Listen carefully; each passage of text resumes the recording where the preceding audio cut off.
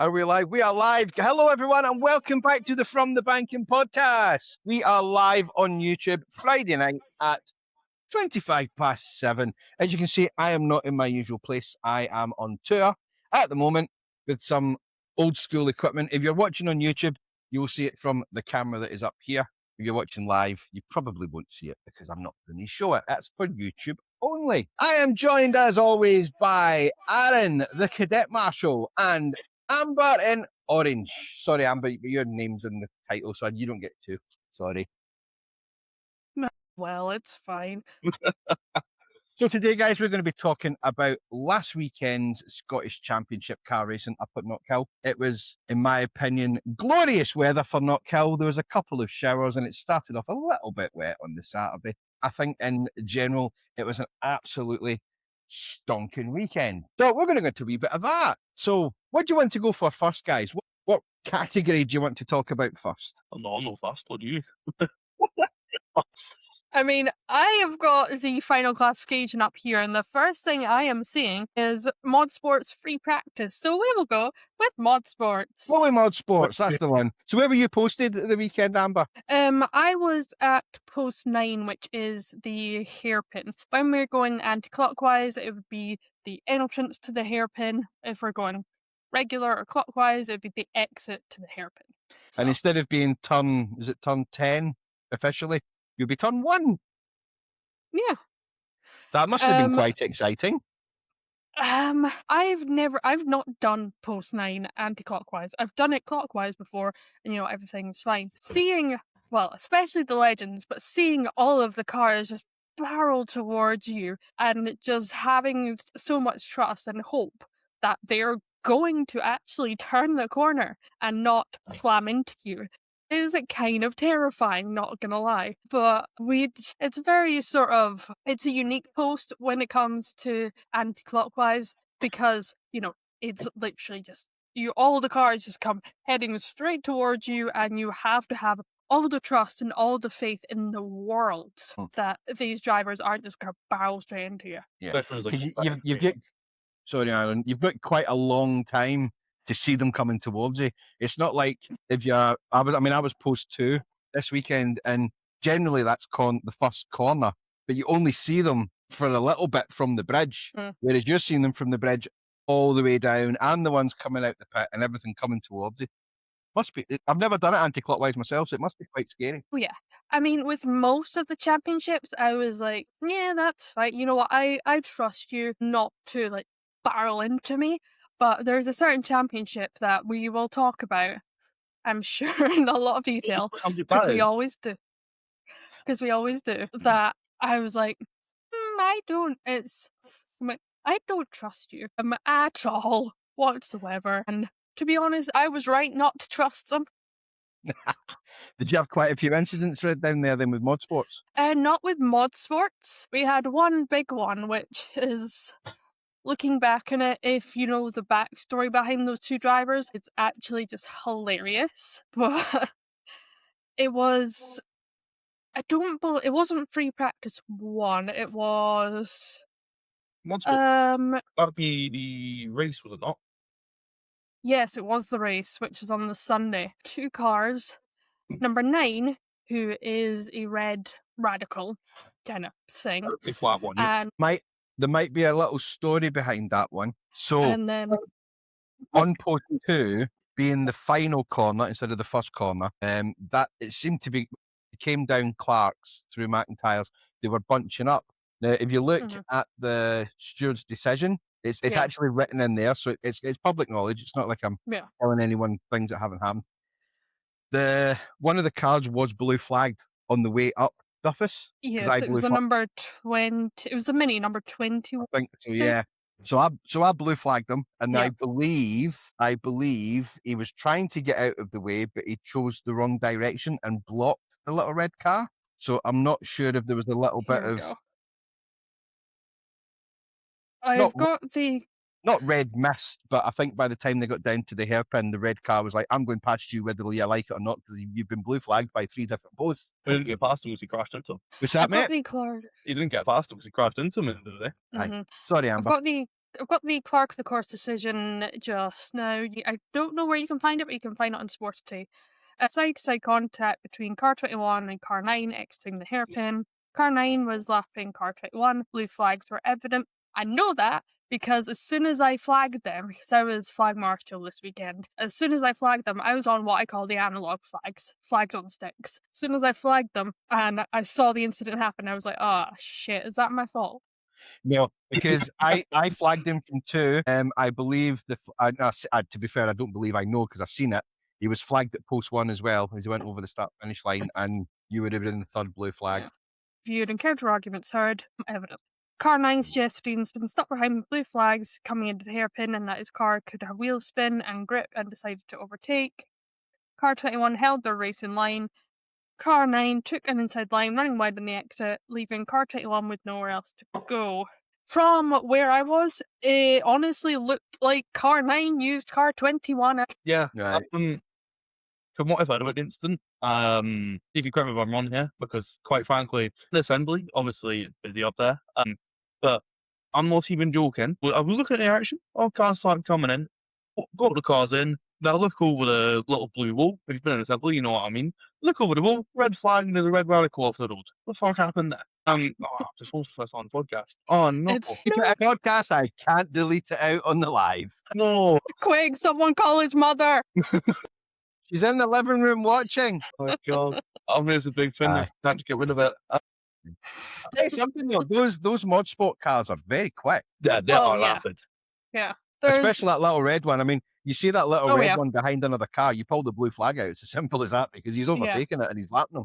I mean, Yeah. I cannot remember a day where that red radical is not won the race. And also, I think just the car is just ridiculous. Yeah. Oh yeah. But the Yeah. Mini, I can't remember the number. There's a few Minis in the mod sports, but Yeah. the one with the wide arches and the really nice looking one, that's The quick. white one. Yeah. Yeah, that's a quick machine. I think there was one race last year, but he was quite. It was a decent battle with a radical. It was just off memory, so I might completely wrong here. Because what it was the You're- radical was rapid in a straight line, but he was a bit slower in the corners. And the Mini Yeah. he's rapid around the corners, so he kept catching them in the back end of the track. You're talking about number 1, aren't you? The little so. white Could be, thing. yeah. Adam Morrison. Yeah, that's a quick machine he's driving. Oh yeah. Is Think it, a about Adam mini, Morrison. is it a mini challenge car?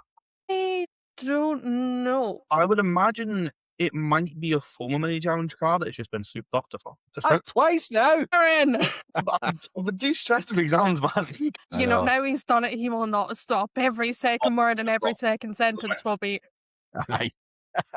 I don't know. Podcast. I'm disappointed in myself. That little, I've noticed the black. I can't remember the model of it.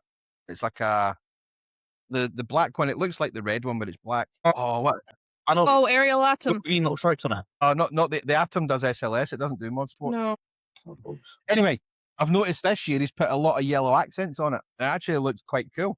He was coming in. I thought it was kind of what I was talking to him in assembly because it was the race after the incident for the radical and the Mini. And I went up to So- car number 1, the radical, because I was saying to him, "Is he coming down car number 1?" He's like, "Yeah, I don't see why not. If you're on about the red radical, he's car number 9. I'm not sure. I don't think he is." So it is not a. I'm looking at the entry list. It is not a radical. It is a Nemesis kit car. Don't care. It's a radical to me. Yeah. Oh, tell you the other car that surprised me actually at the weekend was that little yellow. Is it a Westfield? It looks like a Caterham. Oh yeah. Was it DDMC that was in it? Was that DDMC? Was it? Sorry, my apologies. What was it? Because that, oh my god, just a bit off topic here till we get to DDMC. That thing, the driver must have balls of steel because you're looking at it when in assembly, he's going to the hairpin, he's going, did you see one of the cars? And he's like, he's really half the height next to the cars. You've got a massive Mini next to him. Something like that as he passes them. Oh God, don't. When I saw them going side by side, I'm like, you cannot be seen by the car you are trying to overtake. Yeah. You are going to get punted off. You are going to Something get money. spun out. You got to look going like that. Exactly. Like, no. Amber, can you double check the entry list for mod sports and see if there's a Lotus Elise in that one? Mod sports. It will Lotus probably Elise. be in a DNF section or a DNS section if it is. Reason being, there was a massive crash down the back end at post 7 by one of the Lotus Elises, and we had a massive crash at post 2 by the other.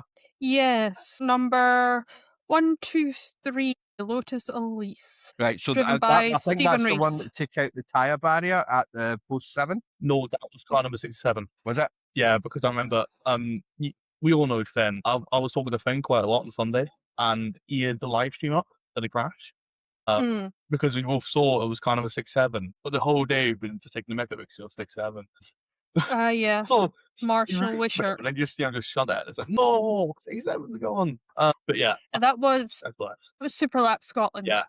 Is that SLS? Aye. That can I say, by the way, just while we're talking about that crash, I know that it's quite concerned in the marshal briefing that we are the best marshals in the world. How the hell did we clean that up in 15 minutes? Because we're the best marshals in the world, mate, that's why. I mean, the entire area that car is gone. The tyre will all the way down is just ripped. And it's Well, because we had marshals from post 6 and post 7, don't you dare. the car number 6-7 crashed between posts 6 and 7. I believe as well there was a few marshals from post 8 that ran up to give them a hand as well. I don't know that. Aye. But yeah, that is how, because we've just got a whole bunch of people. And we also had the Not Kill staff Oh, helping Not to Kill, rebuild the definitely, tire stall. Yeah. So if anybody well. out there is thinking of becoming a marshal and you live in Scotland, Knockhill is the best track to learn your craft at it, because Oh yeah. I'm not saying we are amazing, but we are some of the best marshals in the world. Like I say, some of the incidents we had to deal with at the weekend, they would be classed as major. I mean, one guy got taken away in an ambulance at one point, not the yes. motorsport ambulance, an actual ambulance. Ambulance. And that's the one that Aaron was talking about there, that we managed to get sorted and cleaned up in 15 minutes, which is quite extraordinary. But we're very, very highly trained. Everybody works together. Amber, you're aware of issues that I was having before I started this weekend. But the whole post team, from every single post, everybody just got on with what they had to do, and everyone had great banter. I would probably say it's probably one of the best weekends that I've had in a wee while, actually, if I'm perfectly honest with you. Just for the record on that ambulance then, just in case nobody was there, the driver that was straight out the car, I think that was just precautionary, I want to say. Yeah. It's probably, I think it's kind of similar to F1, so they don't have G meters. I don't think it's sophisticated as G meters, but because of the amount of damage to that tire wall, it was estimated that it was a big shunt. So that's why the doctor was sent, the rescue unit was sent, and the ambulance was sent. Now, talking of incidents, Amber, there was, in fact, you might have seen it as well, Aaron. I remember one post chief.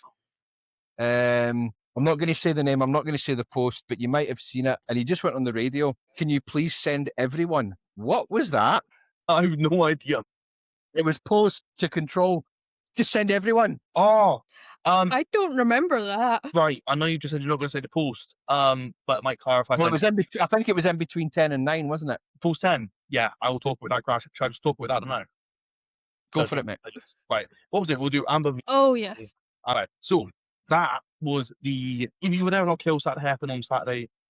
You know what about that was post 10. So I think we're just going to start with that.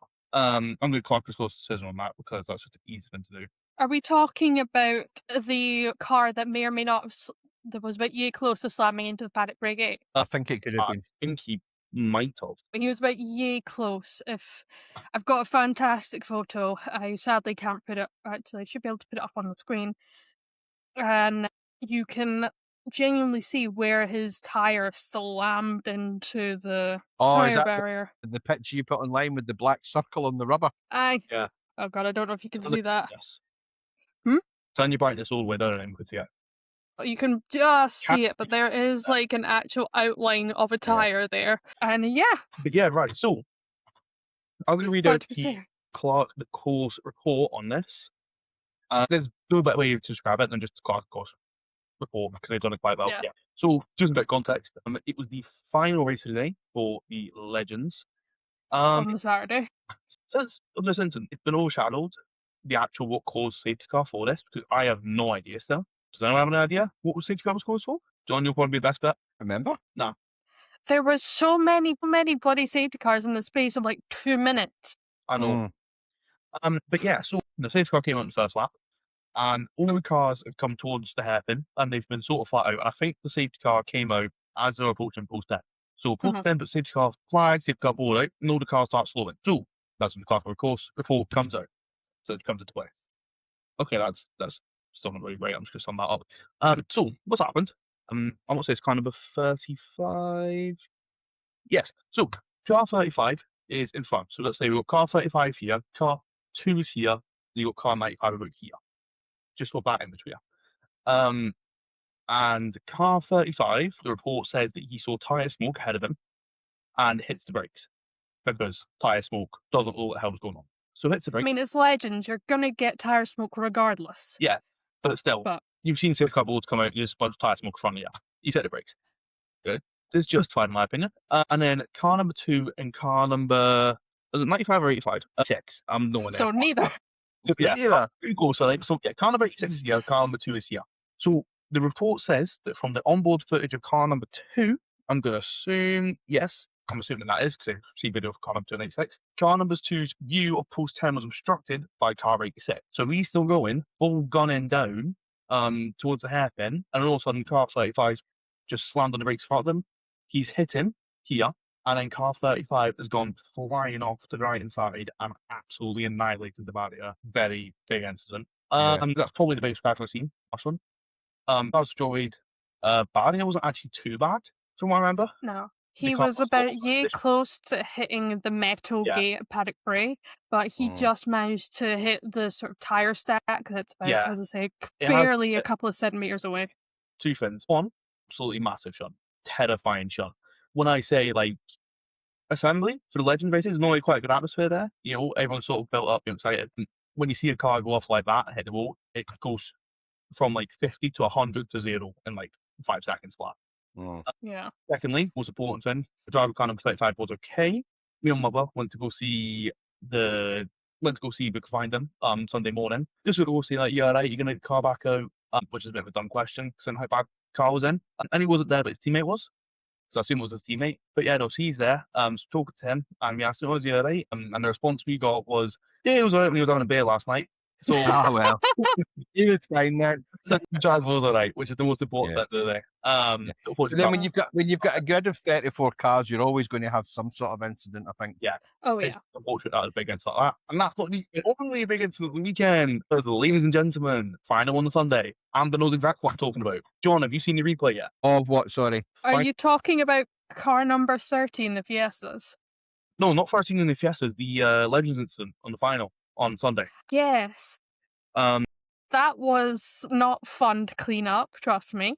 Yeah, because it's brilliant. Because on the live stream, the angle they just kept it on for the cleanup happening is on your post. We didn't see it go by, just the amber little shot and down with the think it was approved.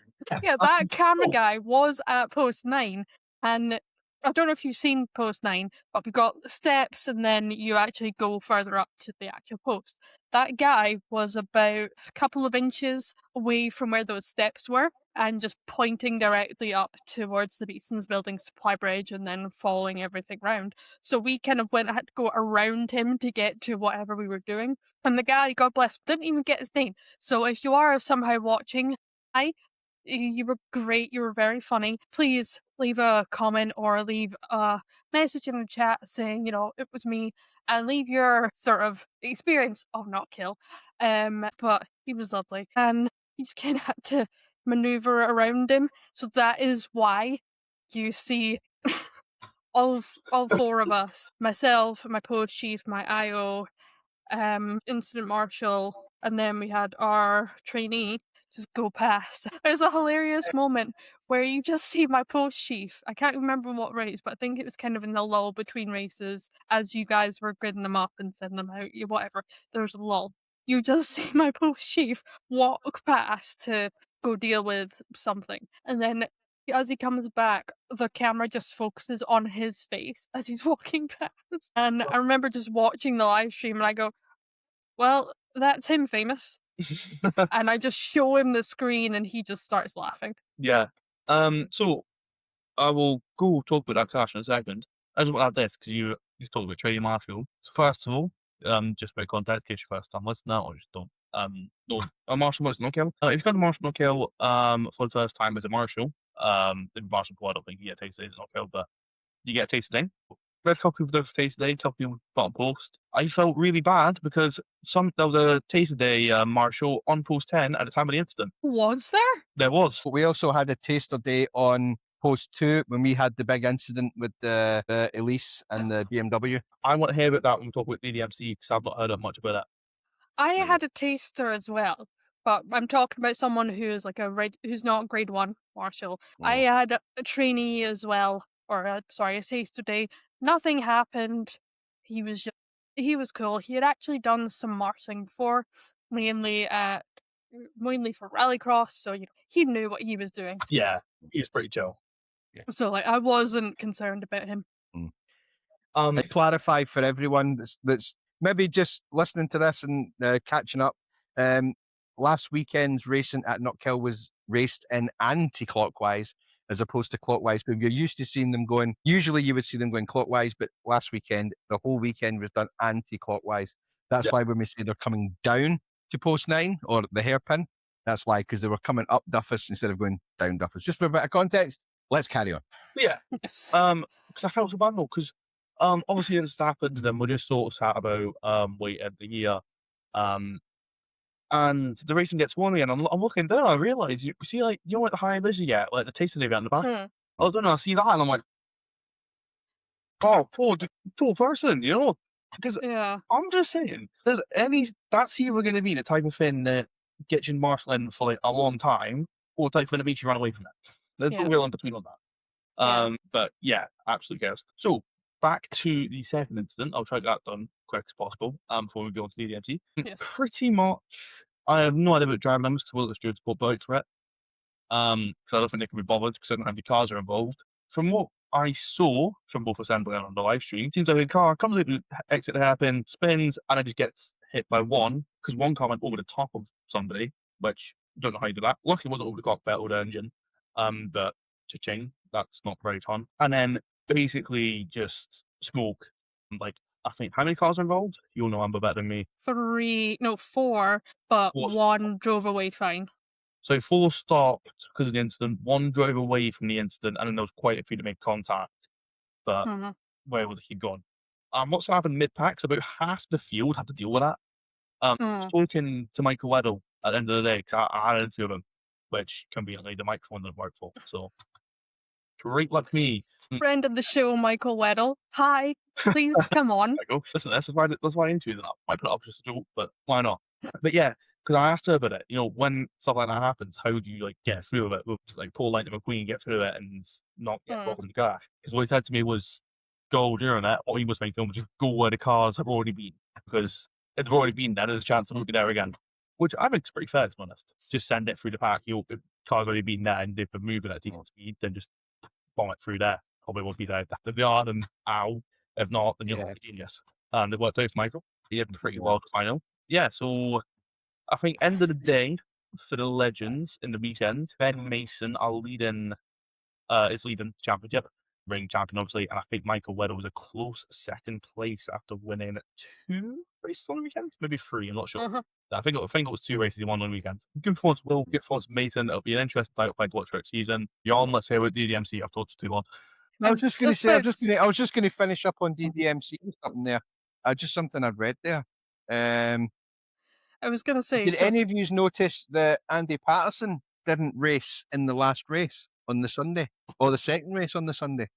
What number was he? I feel bad saying this. I have no idea who most of the drivers are in that. Right. Yeah, so give me numbers. He was driving the Purple 3 Series. Oh, yeah. Yeah.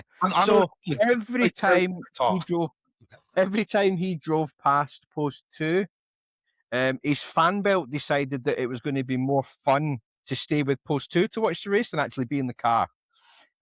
So yes, it kept throwing a belt, but we kept retrieving the belt, and somebody would come and pick it up. But I think it was that chewed up with people driving over it, and that it ended up that way.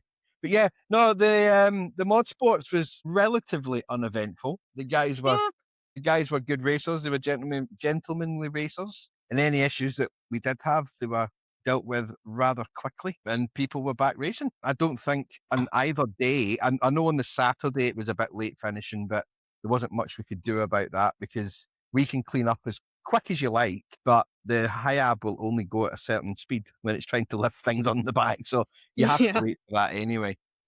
Yeah, And I it was think by law, yes, you're a racetrack, but I think by law and under its specific, not Kill specific license, they are only licensed to go a certain, I think it's something like 10 miles an hour, if that. Yeah, the only difference is when it comes to rescue units, and they have to. So Not Kill, for just to put it in context for everyone, Not Kill has to have a license to hold races, and within that license, there is certain terms and conditions that have to be met so that they can run these events. So for car racing, there can only be 34 cars on track at any one time, which I think is another reason why we had 55 legend entries, but only 34 drivers at the time. Yeah. Other stipulations state that now Not Kill or SMRC, KMSC, they go above and beyond because they're only required to have one rescue unit on the circuit on a race weekend, but they always provide two.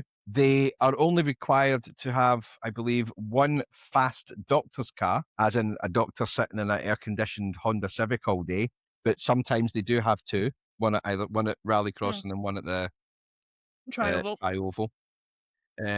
They have to be cited within 30 seconds of an incident, which is why if you're at the hairpin in the Tri-oval, you can easily get round to, say, Clark's, which would be the furthest point away. You can get round there in 30 seconds. The way they time it, because they time it as if you drive round the hairpin and then you drive down the bottom of where they would be. They start the clock. It takes about 30 seconds to get to Clark's if you're driving a big rescue unit.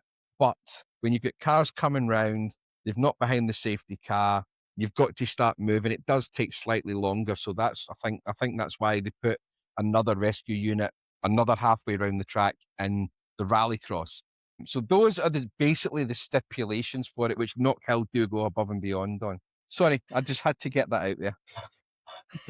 One day we'll get John Bolton, who is head of rescue at Not Kill, and I think Yes. he is the head of the Scottish. What is it called? SMMC. That's the one as well. So yeah, a very interesting guy. John, if you're watching, come on, tell us about rescue and Because recovery. it's one area that I don't think many marshals actually go. They never try it out. They come, they put the orange probings on, they do their stuff, they come up through accredited marshal, they get to grade 1, they maybe go to grade 2, doing flags like myself or whatever. You can, if you want, go into rescue, or you can try it out as well, I believe. And you could maybe do a weekend doing rescue. We do have a marshal. You don't know who he is. I don't want to name him because I don't know if he likes being online. But some weekends he'll be in the rescue unit or in like Atlas 1 or Piper 1, one of the Jeeps. And then another weekend he'll be marshalling on the bank with us. Fellow short arse, as I call him. You'll have to work it though. You can get from post 4 to post 3 in about 15 seconds flat. He gave Mo Farah a run for his money, I tell you. I think that was said in the first episode of the podcast. What was spent in the what episode was this? 18. We should probably know this, shouldn't we? Yeah. God knows. Oh, the other thing that people might not know, they'll have seen them kicking about, but they won't know. It is another stipulation. I forgot to mention it. Not Kill do have to have a ambulance on standby as well. But again, Not Kill have 3, which are sitting there. And any of them can be used at any one time. And they will always sit. You won't see them sitting in the Tri-oval. You won't see them sitting in the Rallycross. They'll be sitting up at where the Marshals hut is at the medical centre, and they will be deployed from there. Same as the fire unit. From what I've read, I might have missed it, but from what I've read, there's no stipulation they have to have a fire unit. But again, Not Kill have a fire unit as well. I don't believe there is a stipulation for it because we, as marshals, we have fire extinguishers on post, and we are trained to use them and successfully put out fires. But if there is ever, thank you, Aaron. If there is ever anything, especially these days, we are getting an EV series, I believe, to Not Kill soonish. Okay, yes. Sorry, I've got it up, so I'm just going to give you the official line on it, right? No, John's got something. Yes. So this weekend, the track license for the National Permanent Anti-Clockwise is an international anti-clockwise. The track length is 2,090 meters, which you probably might know. What about the- So for car racing, there is 3 different sections. There's racing and sports racing cars over 2 litres. They can only be 26 running at any one time. Up to, sorry, that's over 2,000. Up to 2 litres, and 30 for a different one, and other classes, which would the legends would come into, is 34. When the supercarts come up, which I believe the supercarts are coming up for the next event, am I I correct? think they're doing a demonstration. God. Right. Well, they can only Up have to 3 30 of those on track at any one point. And when it comes to the minimum safety requirements, I was wrong, everyone. I apologize. So John have to being have- wrong? yes, I know. They have to have 2 doctors on site at all times. They have to have one rescue unit on. They have to have one rescue unit, but they always have 2. They have to have 1 fast doctor car. Sometimes they do have 2. They have to have 2 ambulances and 2 fire tenders. They do have 2 fire tenders, but they do have 3 ambulances. So again, like I said before, it doesn't change. Knock Hill do go above and beyond. And it also stipulates in the license, I'm going to show it on this one first, where they have to be sighted, and it will show you on here. It might come up. Yeah. It tells you where everything has to be sighted. So Very they only have to put everything in the tri-oval, but they do put stuff at the end of Rallycross to make it simpler. That'd be nice.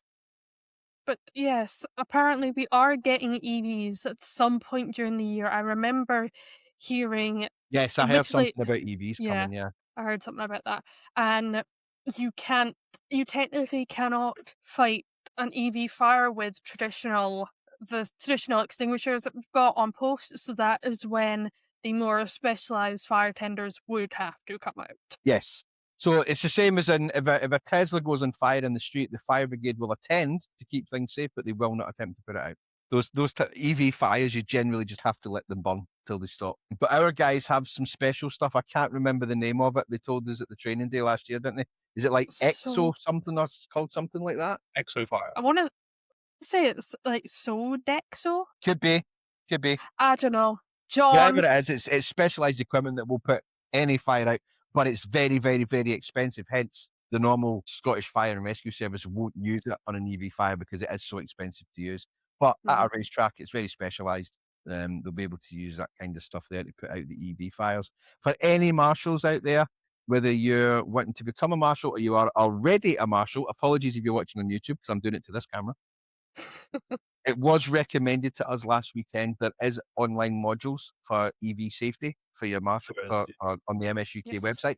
Nip on there and get those modules done if you can. We're not sure yet, but there might be a stipulation that you have to have passed this module online to be able to marshal at a race that has EV cars. I'm assuming you've done it, Amber, because you do Formula E, don't you? yes. And every year Formula E do specialised training for, Aaron, I will get to you in a moment. But they do specialised training for their particular cars.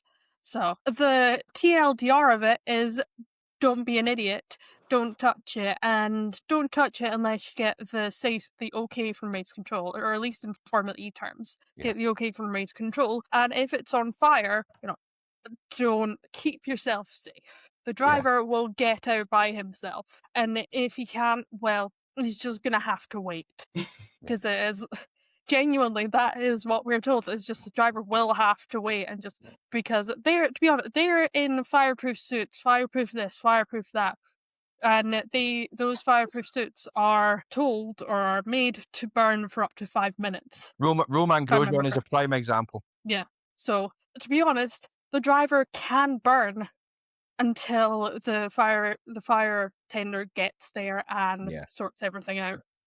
Right, Like, Aaron, it's you're a busting. very- Go for it. You're busting there. I can see you. We've been told that drivers burn alive in cars. It's a very blunt thing to say, and it's a very sort of. It's a I don't necessarily agree with it, So- but yeah. It's the reality. and yeah, 2 things. One, I've done that EV course on mine because I'm a help you a bit. Yes. That thing is older than me, I think. Like, it is quite old. It is quite insufferable at times. Aaron. What's this hi-fi unit sitting beside me? Yeah, I know. You'll be fun to me, mate.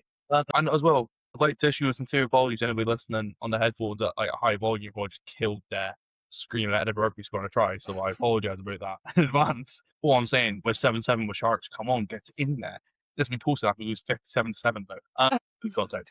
But yeah, right, so John, DDMC, I want to hear about this. Go. What do you want to hear about? What happened? I know there was 2 red flags at your post with DDMC. What happened? And your five flag wave. And your 5 flags, you got a Right. here. So Grandad, we had go. a bit of context, right? So the whole weekend at post 2 went the opposite way to what we thought. So we thought they would come around McIntyre's, they would take the apex at the bottom of the hill, take the apex at the top of the hill, and because they were going so fast, they would veer off, and if anything happened, it would be on the far side of the track. Not a single incident happened on the far side of the track because it all kept coming onto the inside of the track.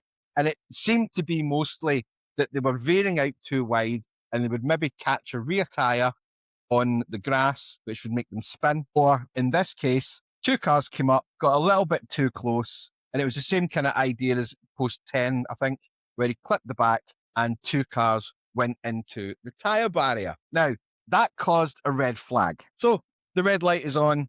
I'm red flagging. As well, first of all, the 2 yellows came out, obviously. So I'm waving 2 yellow flags. Then they call for a safety car. But at this point, everybody on post, and I mean everybody, disappears. They've all gone to the incident because there was literally only 2 people on post. So they went up because the other 2 were on the other side of the track. So they're running up there. I've got 2 of these things, literally holding the safety car board with my knee, and then they put the red flag on. And I'm like, do I stop the yellows? What do I do here? So I put 2 yellows in this hand. I'm waving this, and I get the red out, and I'm waving like this. Then they deploy the rescue unit and the doctor. So the rescue unit and the doctor, and I'm doing this, the rescue unit and the doctor are coming round up Duffus, and there's still cars racing behind. So I'm like, how the feck am I doing the white flag at the same time? So I literally had to make this a quick decision. The red light's on, dump the red flag, pick the white one, 2 yellows in this arm, a white one in that one. Rescue units going past, absolutely peeing themselves laughing, and the rest of the cars are coming up and going, oh, it was like the M6 after an accident. They're all slowing down to look what's going on, and they speed up the pit lane. So yes, so that was my 5, well, it was 4 flags and a safety car board in my knee, trying to do it myself on post 2. You know, like the beer bottle, so like, there's one beer bottle in the wall, something like that. I can't know exactly how it goes. It's like that with flags, but what I'm hearing. The onion flag. When it comes to flags, it's basically it's the biggest priority that you need to be shown, right? The biggest priority in that situation was the double yellow flags because there was 2 drivers still in their cars on track with Marshals. Then they changed the priority to the red, but then the panel goes red anyway, right? So you're still doing the yellows, but because it's been drilled into us for years, I automatically reached for the red flag even though the red thing was on. But I still have to keep the yellows out to let anybody know coming that there's still Marshals and drivers on track. But then they send the rescue unit who comes up Duffus before the rest of the trailing pack. So that's slow-moving vehicles on the track. So then you've got to get the white out as well to let them know. So just like curiosity, so I heard it was quite a big crash. Well, it completely destroyed the tyre wall. But again, modern safety in these cars, the drivers literally got out and they were having a chat at the side by the time rescue got there. Oh, nice. Yeah. So from what I heard at the time was big impact of the whole tyre was destroyed. That basically it. So sort of like Lotus on the back straight. Yes, so the Lotus in the back straight, I don't know how it happened, obviously, because I was on the other side of the track. The live but that was one other thing. This was quite funny. So when we had the crash at post 2 and it went onto the inside, there was a load of spectators right along the barrier. Yeah, and the Lotus hit the tyre wall and the tyre wall was full of water. It was literally at them, they got drenched. And we walked up there it was just after lunch. Was it just after lunch? Something like that. And there was like grapes and strawberries and food all over the floor. So I think they've seen this car come into the tyre wall. They've got absolutely drenched with water and everything they were eating just flew up in the air. So I remember the radio call from race control to your post chief was like, could you double check those spectators were all right? Yeah, exactly, yeah. But I'll tell you what else it does show you. There's some absolutely amazing places to watch the racing at Knockhill if you ever want to go up and watch the racing. I mean, you know you're close to the Yeah. track when you're getting soaked by the water in the tyre barrier on the header. Oh yeah. Aye. So, Well, the one down at post 7, there was still tyres in the air when I looked round. So I was flagging. What was I doing? I was blue flagging somebody anyway. I'm watching this way. The incident happened right on the other side of the track behind me, and all I heard was one of the marshals on my post going. So I looked round, and there's still tyres in the air. yeah. So they must have went some height to come back down. Oh yeah. From what the live stream showed, if you're watching live stream, you know all about it. If you want, then you will. It only caught the aftermath, so it cuts to the car's churn loop and barrier. It looks like half the tyre would come with the car as it left the barrier. So I was like, what, 10 tyres on the tyre almost? Just like scattered in the grass, cup onto the track. Yeah, Charlie bounced straight out the car. I mean, when the car went past us in the back of the high-up, it didn't look that bad. No, sorry, it got towed that one. It didn't look that badly damaged at the back. Yeah. No. It was the same with our guy, the white Lotus that crashed at post 2.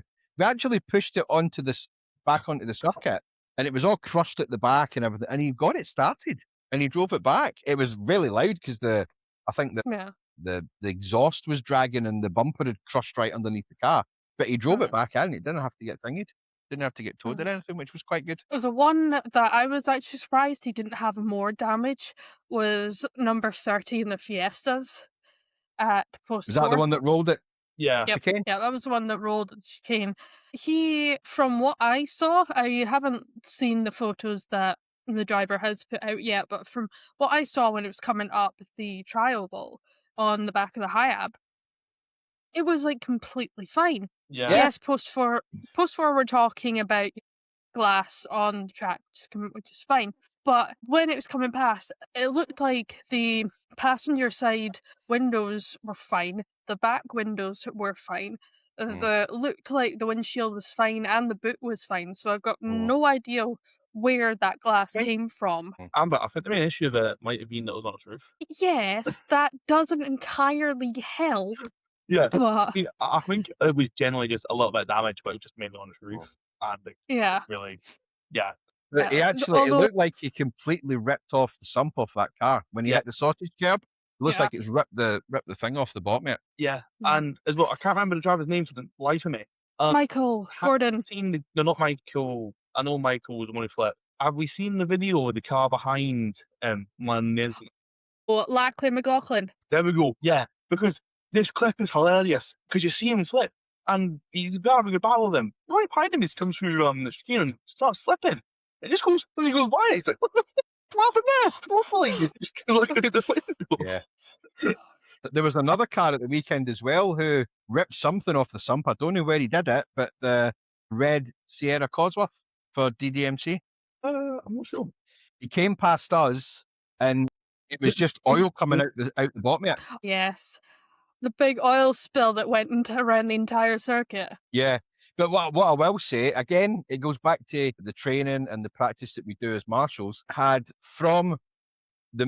split it in half, so halfway down Duffer Step up to the top of the pit lane, just where it starts. We had that dressed with the dust in under 4 minutes. Mm-hmm.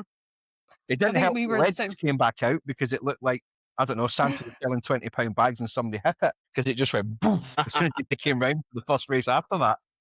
Oh, because all the dust as well going into the hairpin from it was lethal. So they're going through a dust storm. Oh god, yeah.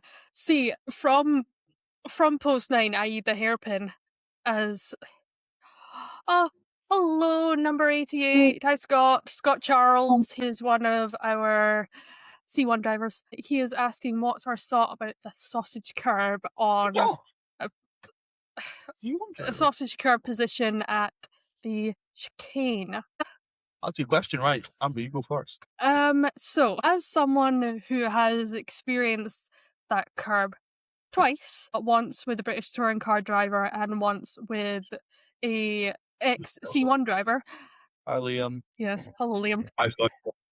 And just to clarify from a previous podcast, the touring car drivers do not make a deal with the photographers to see who can get the biggest angle on their car. Yes. Yeah, I think it's needed clockwise But for anti-clockwise, I don't entirely think it works because of just the angle you're coming at. Yeah. For clockwise, I can see it because obviously it's there to police track limits and, I think as well, when you're going anti-clockwise, as you come down from Clark's, as you go into the chicane, if you hit that curb wrong, the track's actually falling away from you. Mhm. So you're getting more air, and if you get what I mean. Yeah. If you hit it wrong, you're getting more air because you're having to come. It's like a ski jumper when they jump Yeah. off the ramp and it goes away for them. They're going for longer because the track's going away. Mhm. Personally, I reckon clockwise is no issue with it, just leave it as it is. Mhm. Obviously, sometimes with C1s, they're easy to catch in have an incident. But yeah, I think anti-clockwise, probably the bigger issue comes. Obviously, track's dropping away. I reckon taking it away would make sense, but I don't reckon Knockhill would do that because obviously the track limits, it's not very easy to police after that. But I reckon you put like a smaller sausage curb onto it, then that We've work. the thing is, we've tried different ways to stop drivers from cutting the chicane using that sort of as a corner. We've had the giant recticel at touring cars. We've had what's known as floppies on the corners, and they still get absolutely destroyed. Yeah. So That would be Do the- you think the recticel on the other side of the track on anti-clockwise would work? Just as a visual deterrent not to go too Yeah. close to it? Yeah. What was that? Sorry, Are you meaning closer to the post or Aye, so yeah? on a clockwise race, it would be on the outside of the track Yeah. at the apex as you're coming Yeah. up, right? But if we swapped it onto the other side of the track, just where the post is, Hmm. maybe a visual deterrent for people to maybe not cut the corner as much. Just an idea. I mean, I don't see why not, but then you've also got to take into consideration Marshall's vantage points, because someone who's maybe my height, i.e. 5'1", may not be able to actually see over that, even though you're on a race Are you not platform. elevated at post 4? Am I It depends where you are. right? I've not been up Depends- since it's been redesigned, so I don't know if it's any different. If you're flagging, then yes, you will be elevated. But if you're a track marshal, you'll be down. You'll be on the banking, which yes does give you some elevation. But if you're to put a giant recticel on it, and as you're coming anti-clockwise, you'll be following the cars down. That potentially could potentially block view for marshals. And So But you know, I suppose the same. Sorry, I suppose the same could be said for the sausage curb at Duffus as well, because you're coming up Yeah. Duffus, and if you hit it, but then I suppose if you hit it wrong, you're actually the track's coming to meet you. It's not like it's falling away. So Yeah. yeah, So sorry, it's are you on to put that cell where it is for the tuning cars there? no, whether the it's allowed for the turning cars is on the outside of the track. Yep. So if you're on post 4, it would be the other side of the track on the grass. Yeah. Just there. Yeah, I was on the talking apex about of the if we were going chicane. anti-clockwise, shifting it to the inside of the track. But no, I totally get where Amber's coming from. It might So take sorry, some of the view away. my brain's not working. You're Yeah. thinking like that, so the Rex would be here. So when you come through, Yeah. that's Yeah. what I was gonna say. I think that would It's- make sense. Yeah, it's removed. So I don't know why. yes, it is removable. You can Yes, it just is. you Yes. can unscrew it. I believe they take it away for motorbikes. I think Yes. BSD it's removed. Yes. Because I'm So, pretty sure yeah, it's literally just motorbikes. bolted down, and you can Yeah. get it like a withdrawal Yeah. and undo Yeah. it, take it out. Every sausage curb that they installed at Knockhill is removable. I mean, it's definitely interesting. Specifically. I think it's going to become more of a debate. Yeah. The more we run anti-clockwise, whether that chicane should really, well, not that chicane, whether that sausage curb should be there. I don't know Personally, if I've not it's seen it, part of. so I'm not really great happy with it. But yeah, from seeing the I Fiesta, don't know literally, if. he just lost around coming in it and just caught it wrong. It's just one mistake that's caused a roll, which is a bit scary. End of the day. I don't. See, if you Yeah. look at the top, you can see the Holes. holes, for example. That's where you just unscrew it. Now they did little used to be rivets. when they first installed them. They did used to be cement, just solid cement, and they weren't removable. And then they took them all away. I think. Oh, what was I gonna say there? This chicane debate and sausage curb debate will always continue, whether it's clockwise or anti-clockwise, especially around touring cars, Yeah. because you always hear Tim Harvey, especially in I want to say 2024 when Josh Cook slammed into the recticel that Amber had to clean up. Thanks, Josh. I was expecting for that. The atmosphere at Yeah. the hairpin when that happens was electric, by the way. Never been a Yeah. better race announcer in my life. This is the chaos and the happens of this game. Everyone going, whoa, whoa, whoa, whoa, whoa, whoa. That's a good point, actually. That's a good point, actually. It will always be a point of contention. And that really annoys me, because you will have some people that are like, yes, keep this. If a driver fucks up, it's their own fault. But no, it's not like I already did it. I'm not an Aaron. But then there'll be the other crowd that's like, actually, no, this is serious. Something needs to be done about it. Yeah. I think Yeah. we can't do anything as marshals. We can, give our opinion, but we cannot do anything as marshals. What it will really take is a group of drivers from all of our series coming together and going to Not Kill, talking about it, maybe writing a little letter and getting everyone to sign it and then handing it over to Gillian, Stuart, Gordon, whoever. Because we can talk about it all we want. We can have our own opinion. Sorry, I used to work in student politics, so Yeah. Okay. we can talk about it all we want, but what really needs to be done and what will probably make change is getting stuff down in writing, getting the opinions down in writing, and not just saying, we don't like the sausage curb on the chicane because of X, Y, Z. Saying that, yes, but also giving alternatives to what could be put there. Yeah. Because we will need something there. It's just we don't particularly work out what, or I can't think of what.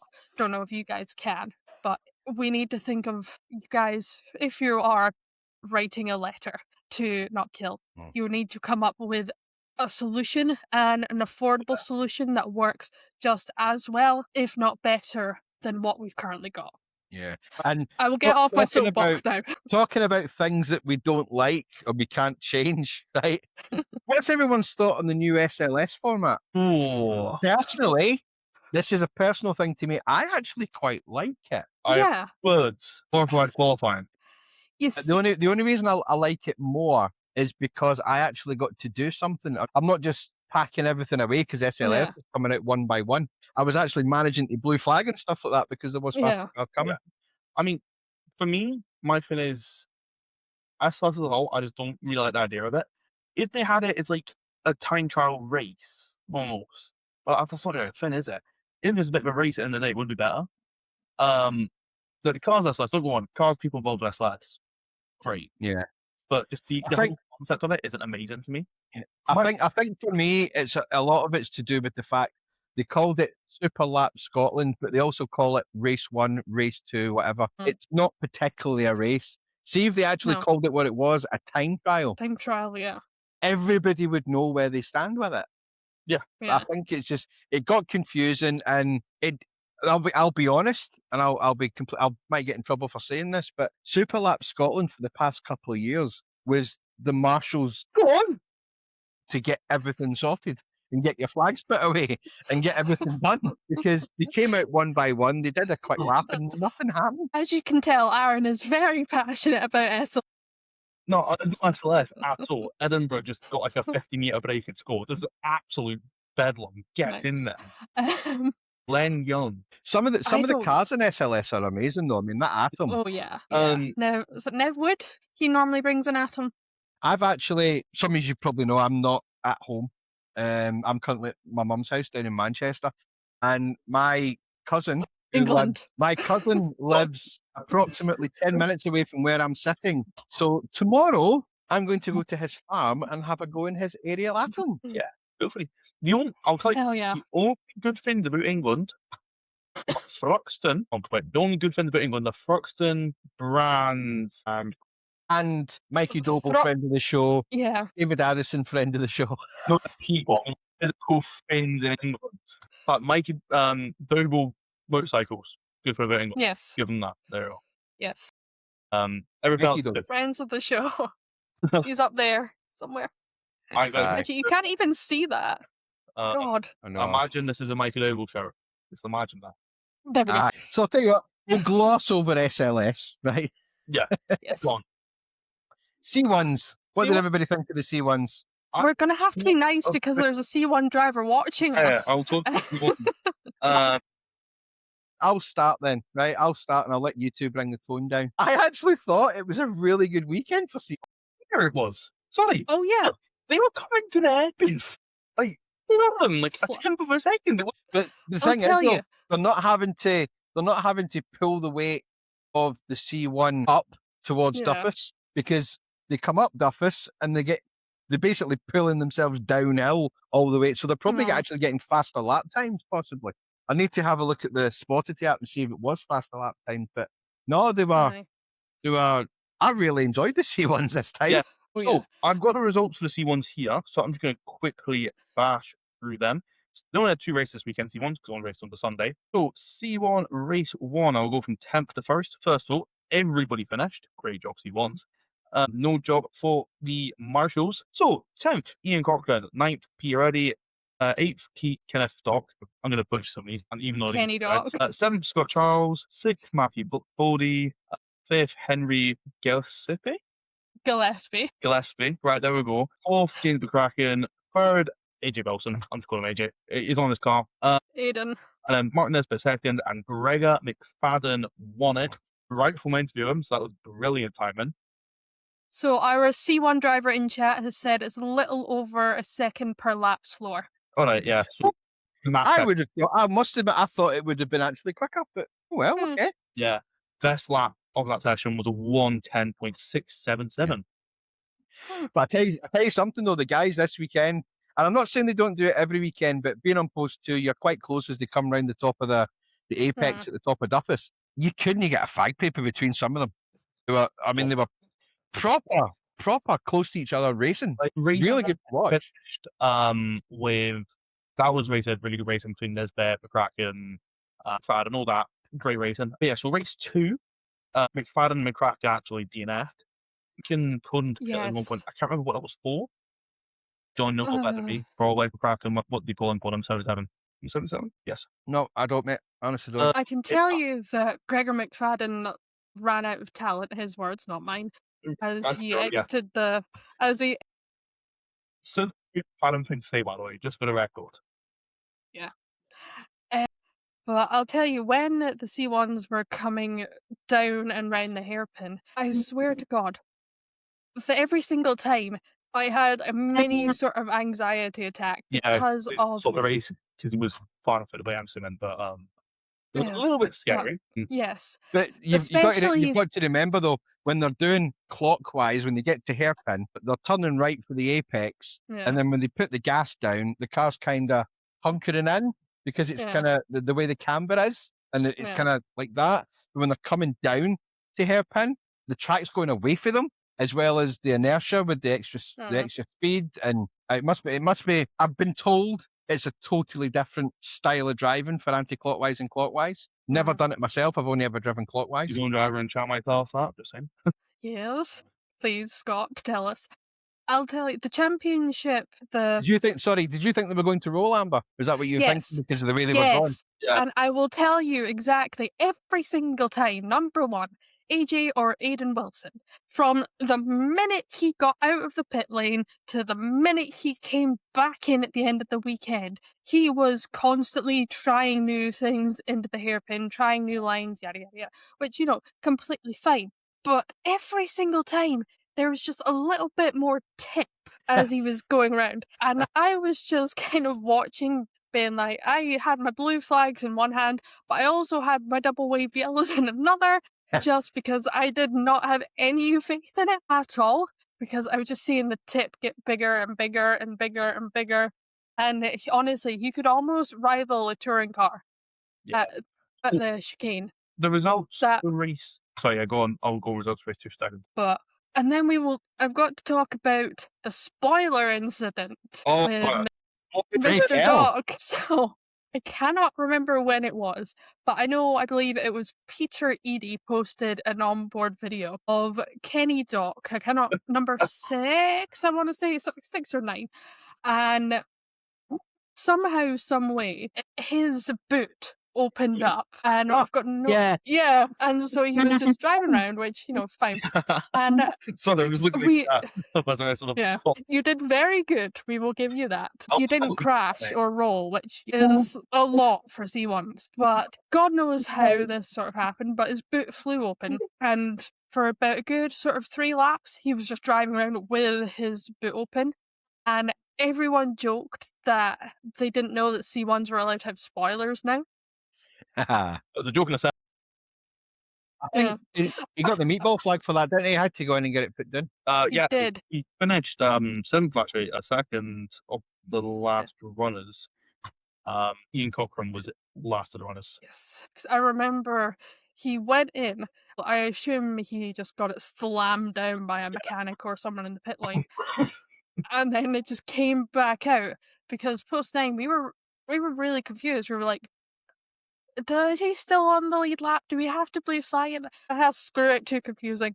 Yeah. And we just let him continue. And I was every single time I was just watching him, waiting for that boot to come back up, and I don't believe it. Was that the SMRC car, the red one? Yes. Yeah. It's red, I know that much. Yeah, No, I'm it's sure the only the red C1 is the SMRC. The car's owned by SMRC, and if there's a Yeah. driver that doesn't have a car, they can hire it out for the weekend. I think it might be the Edinburgh College. Oh yeah, it is. That one, yeah. Yeah, It's yeah. Yep. Anyway, because regardless. I find it really funny. When I went going to McFadden, the C1 paddock was behind Hmm. the cafe, I would say. Yes. The one on the entrance, I can't remember the names of them. I know what they are called, I just can't remember which. But behind my cafe, you see all the teams, and everyone's got like a modest sort of setup. You've got Edinburgh College, there's massive 2 tents set up there. Just you can see where the money is for them. Yeah. But yeah, it's quite funny. Although if you speak to he was not racing this year, but there was a C1 racer last year that gave us a full lowdown of how much it costs to race in the C1s. And although people class it, I suppose people do class it as the slower championship or whatever they want to say about it. It's cheap, but it's not that cheap. It's probably No. the cheapest form of racing to get into, but you're still, I think they said for the first year, you're looking at about 10K. That's buying the car, getting set up, everything else that you need. It's about 10K. You can usually run it for about 5 or 6 after that, I believe. I think that's what they said. But obviously prices go up and down with inflation and stuff, so it might be different now. That's still But I quite a lot. assume that's not like factoring in crash costs or damage That's costs. not things factoring like in that. crash costs. That's just turning up, the fuel, the tyres, general stuff for just coming every weekend and racing without any incident. 5 or 6K probably doesn't sound a lot when you're looking at some of the budget for these touring cars and stuff. But these are, as Mikey Doble said to us before, even at touring car status, a lot of the drivers they do it out of their own pocket. They're I not. was just about to mention him. Yeah, there's only a handful that are paid drivers, and I've been watching some of these reels on Facebook, by the way, and I'm going to say it again. I've said it before. JP will be racing a car in the touring cars before the end of this season. Who? JP, Jason Plato. Plato, yeah, of course he is. He's going to do at least one round, let's be honest to ourselves. Yeah. He already admitted on one of the Facebook reels that they're building a third car, and he's admitted in umpteen after that he wants to have a shot in it. And there's a reel of him just now with a race suit on, putting a helmet on, and then it cuts to something completely different. Anyway. I mean, we all knew that was going to happen. On race It was inevitable. results. So, obviously, James McCracken and Greg McFadden both DNF'd in that race. However, 8 finishes. So, they were Ian Cochrane, Kenneth Dock, Peter Eddy, Scott Charles, Henry... Yes, well done. Matthew Bowley, Mark Nisbet, and AJ Wilson taking the final win of the weekend in C1s. So AJ continuing You can kind of... Yeah, but so you kind of easily work out why Aidan Wilson won the championship last year from those results alone. Yeah. You know, and if you watch his... He's a very good driver, I know that. Yeah. Because if you watch his racecraft and the fact that as I said, when he was going through the hairpin, he was yay close to tipping over. His racecraft is fantastic. I mean, all the drivers are, but, he is the one that I always kind of noticed, or at least I noticed this weekend for his racecraft. Along with, funnily enough, Kieran Preedy in the Fiestas, even though he spat it into the gravel and then managed to come back out when he was leading the race, he was still, it was his first time back racing in years. So Yeah. Yeah. I think. Sorry, Aaron. Go ahead. Yeah, just want to talk about C1s. Two things. One, AJ, if you ever run into him, great folk doctor. I mind made me last year, so I talked to him when we had the Legends crash.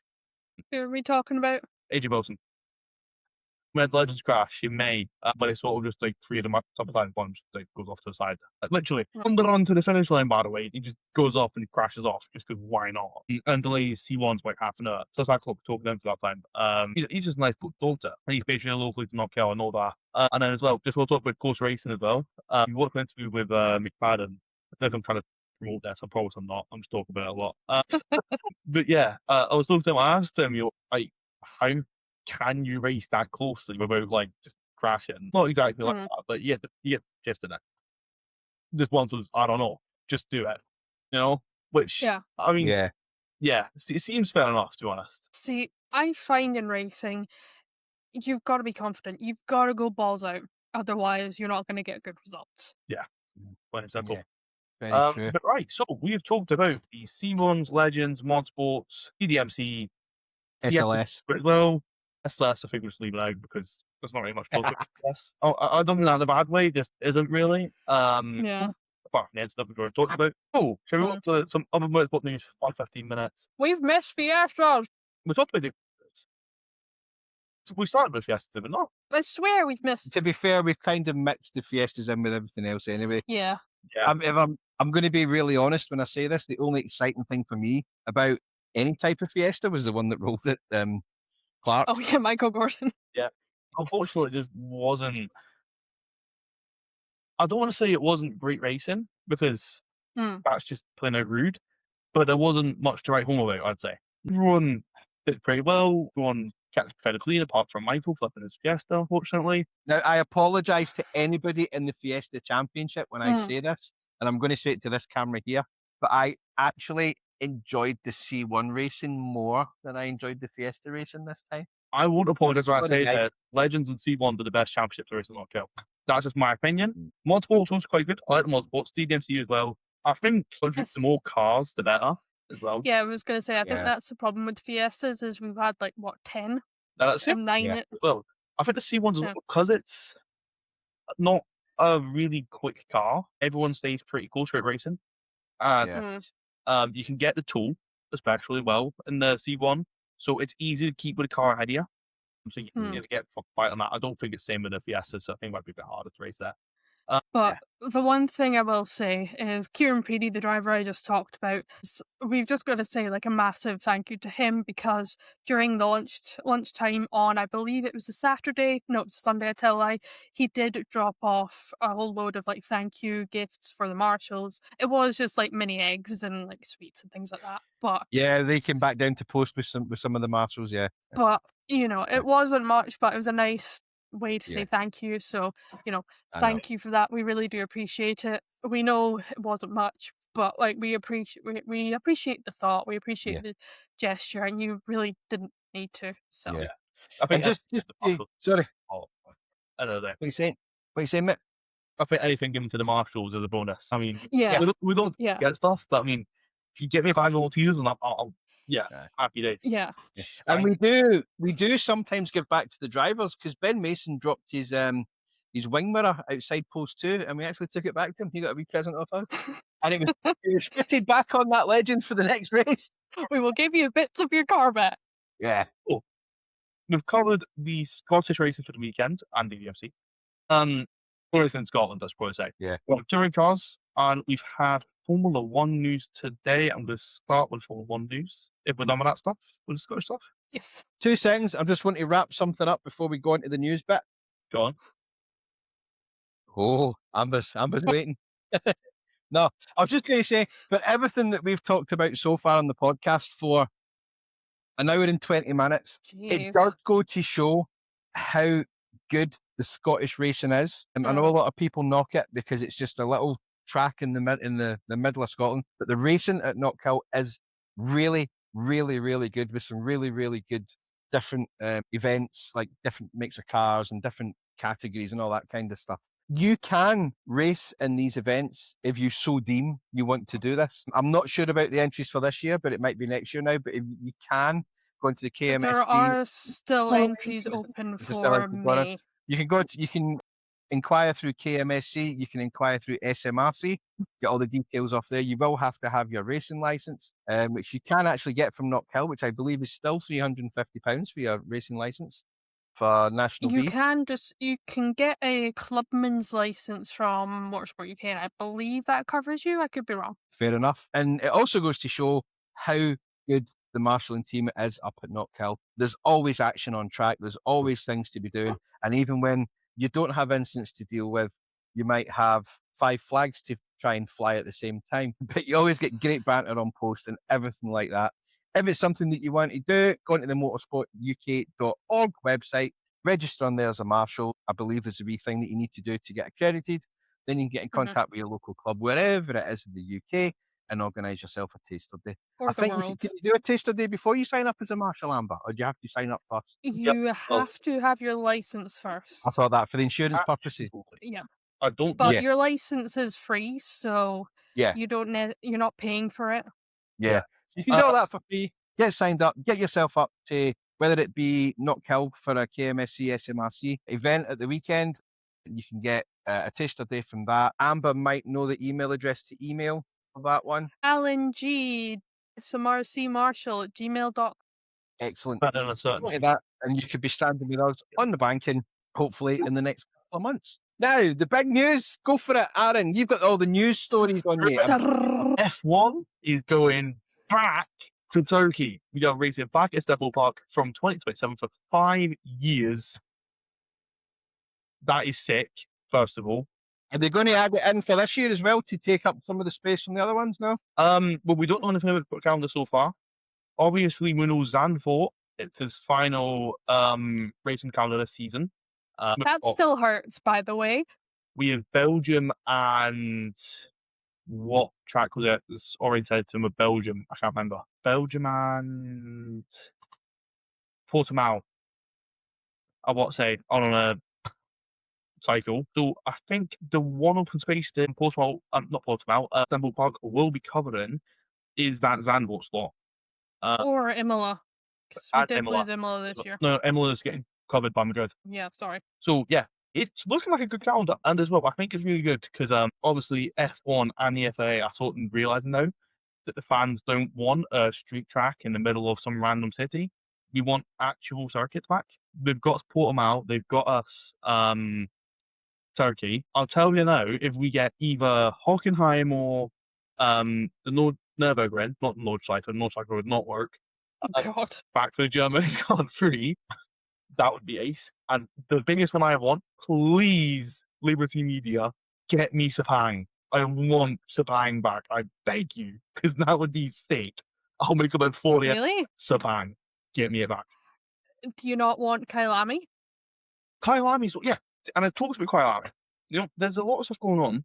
I know there's talks about a Bangkok race, a street circuit. That's one I'd be open to. A street circuit track like that. No, it's See, not. What I will say is if Formula One goes to Bangkok, whether I'm marshalling it or not, I will be there. Can I come with? So for I just remembered, on there is not Belgium and Portugal in orientation. It's Belgium and Barcelona. Barcelona and Spa in orientation, which isn't really a great decision, but we're getting Quick fire question. Quick fire question. When was the last time Formula One was held at Turkey? in Turkey. 2021. Spot on. There you go. Before that, 2011. And why is Turkey significant in 2021? For what? Sorry, Oh, why was it significant in 2020, not 2021? Yeah, that wasn't 2021. Lance Scott's first position. So 2020, Lance Scott's first pole position at the Istanbul Park, and then on the Sunday, track was absolutely mayhem because I remember I skipped rubber training to watch the game. Don't kill me, coaches. There's none of my coaches anymore, so it doesn't really matter that much.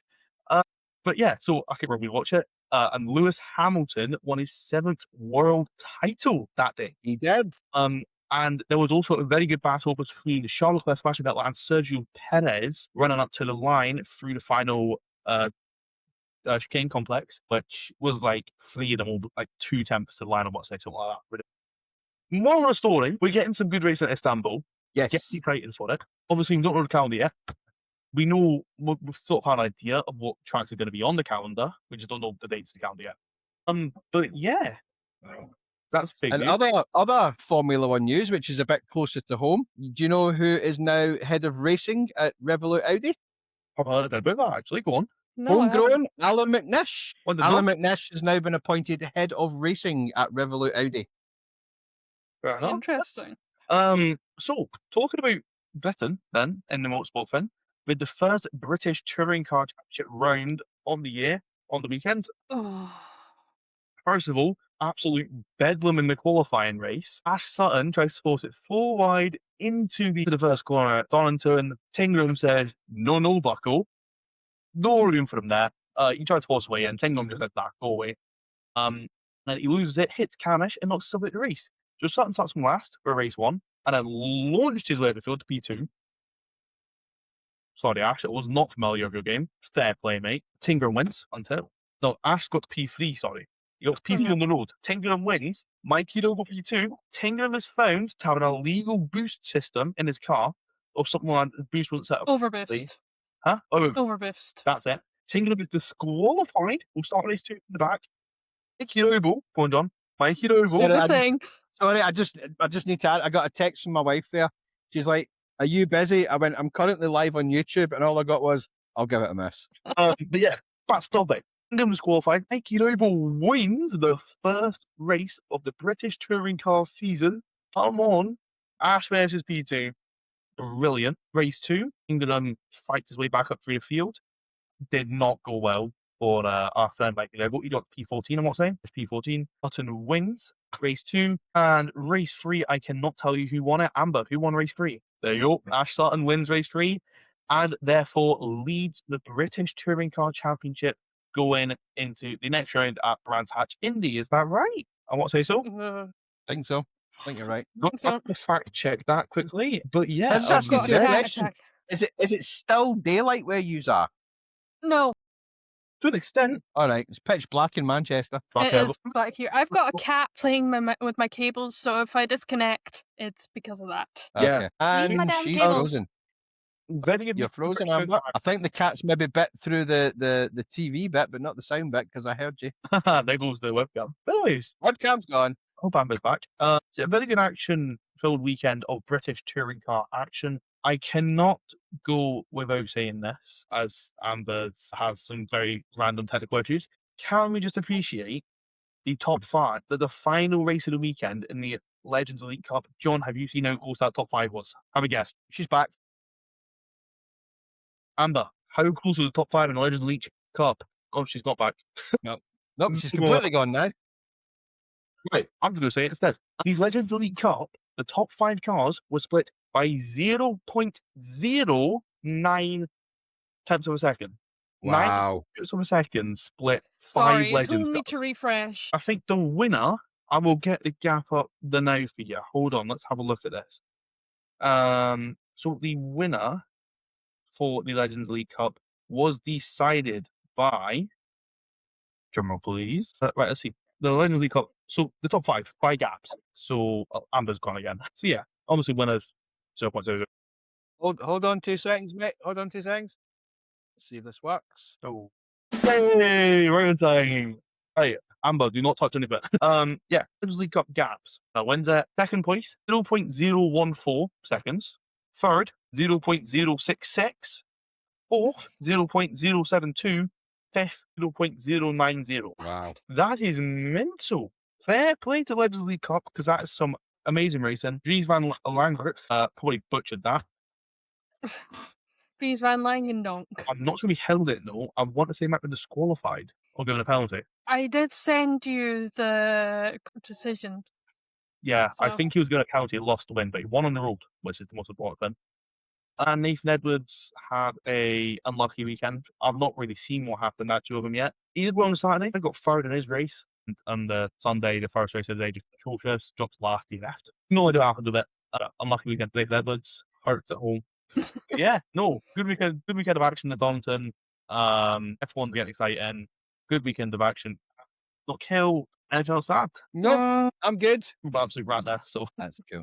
So Right. just to reiterate to everyone, just remember the podcast isn't going out at 10 a.m. on a Saturday anymore. It's going out late afternoon, about 6 p.m. And it's working. The numbers are going up ever so slightly again. Obviously, more people are watching at that time of night than 10 o'clock in the morning, and it gives me more time to edit as well. Happy days, right? I'm going to say goodbye and good night. I'm going to leave my computer on so this can upload right enough. Mm-hmm. I'm going to do the exact same. I think that's going to be it for us. Mm-hmm. Any final minute reservations or revelations or whatever it is called? I don't know. Revelations, what?